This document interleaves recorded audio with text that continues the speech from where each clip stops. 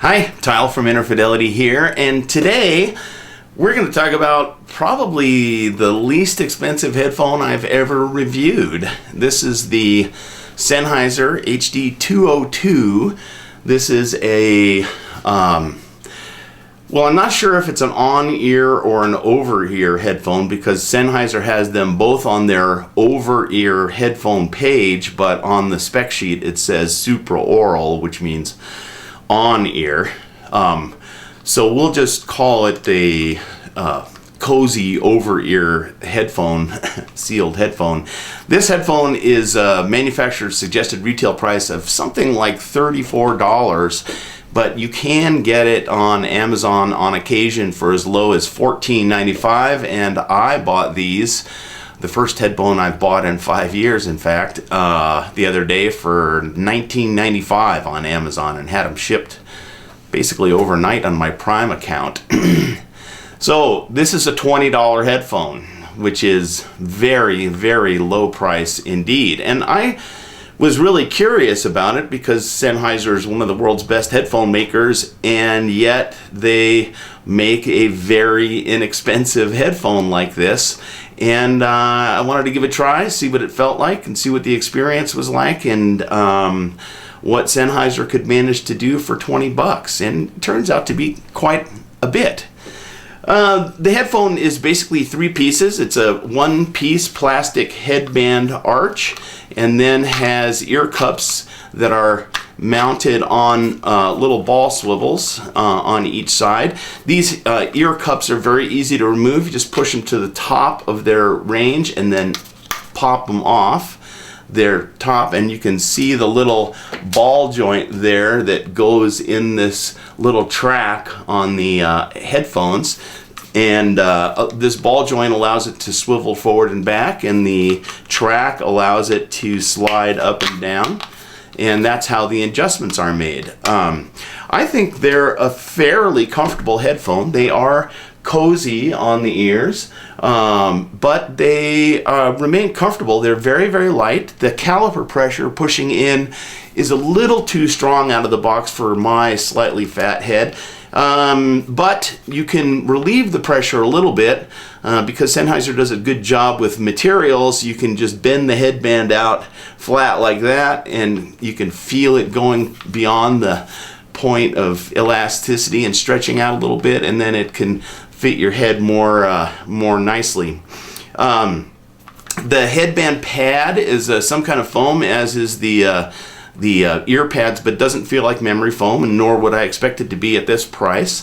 The pleather coverings of this pad are kind of thin, but they seem to be fairly comfortable over time. They didn't get as warm as some of the other cheap headphones I compared them with. So I think it's a good choice of materials, although it is clearly an inexpensive plastic material. But again, for 20 bucks, it's pretty hard to do something impressive at that point. But these are certainly an acceptable quality materials for this price point. I really thought that was good. The cable is really long. This is a 3-meter long cable. They include in the package this little cable take-up device, they call it, and basically you can shorten the cable with it in order to use it portably. But the cable, when it's unwound from this device, is 3 meters long, so it's a very long cable, which is good because Sennheiser promotes this product as an entry-level audio pro device. So it's intended for amateur studio people who are producing their own music and media at home. So it's an entry-level professional headphone, so to speak. Even though that's a bit of an oxymoron, but the point is that for use in an production environment, or in the office or in the kitchen, this very long cable will come in handy. Once you take it portably, however, if you're going to use it on the move, the cable is annoyingly long, and having this little take-up device is nice. You can it's very light, so you can just leave it on the cable, not even worry about pocketing it if you don't want to. But at any rate, it's a dandy little accessory. The other accessory that comes with it is a 3.5 millimeter to 1/4 inch adapter. The sound of these headphones is somewhat warm. It has an accentuated bass, but it's not overly accentuated. I would say it's a couple of dB above the target response, which isn't too much, but it has a very satisfying bass response, and most people will find it pleasurable. It is a little disjointed and discontinuous in the transition from the bass to the mid-range, so you clearly hear the bass and then you hear the mid-range, and it's not like it transitions coherently through there very much. The mid-range has a little rise compared to the target, starting at about 800 hertz or so, so it makes the mid-range a little forward sounding, a little present, more present than normal. And then the mid-range to treble transition, we get quite a big fall off at starting at about 2K, and then up at 8K or so, it starts to, in the high treble, starts coming back. And so in the end, you end up with a very relaxed treble presentation that, because the upper octave and upper 1.5 octaves or so are coming back, it seems to have a decent resolution, even though it's missing some of or it's low on some of the treble range. So bottom line, it doesn't sound really muffled if it was as some headphones are really rolled off all the way up at the top. This one rather has a shelf and allows it to sound like it has some articulation in the treble, even though it's relatively relaxed. So a little disjointed, but certainly very good for a $20 headphone, I would say. But the treble never gets harsh or annoying. The bass is a little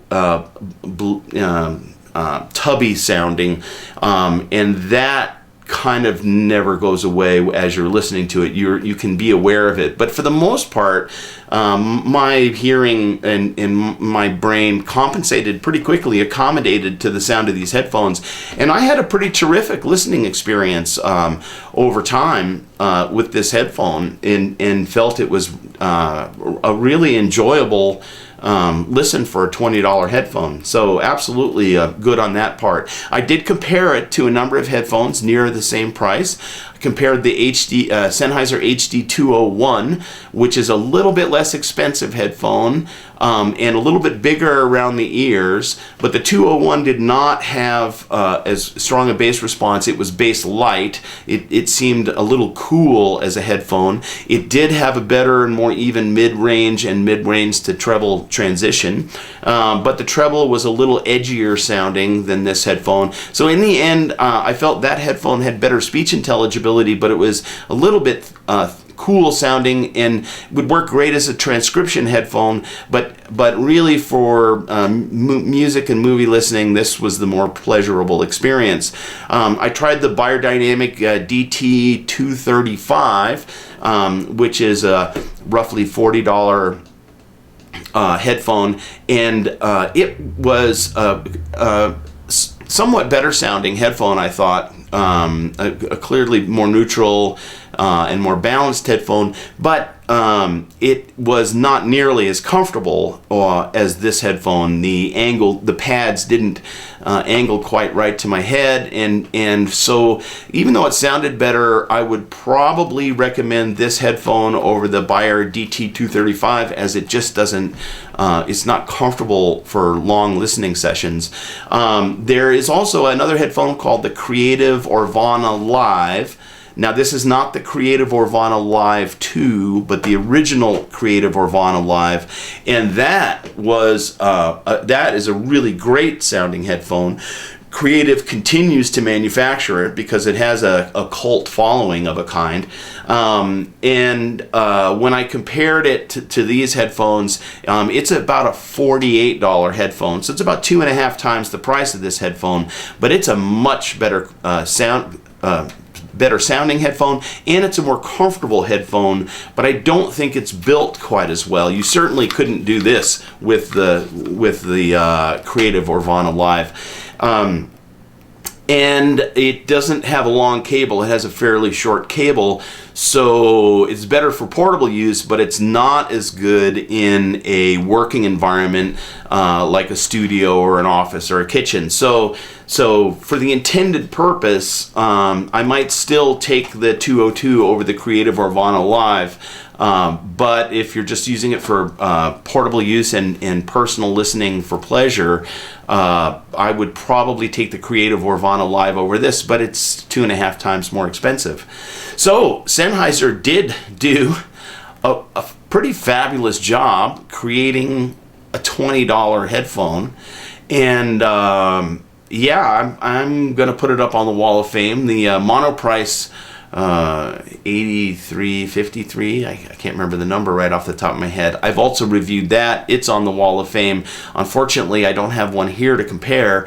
I'll try to correct that and get a pair to compare. So for the moment, I'm going to put this up on the Wall of Fame as well as the monoprice headphone as a great general purpose utility headphone for workspaces and for general busy use in office and so on and so forth.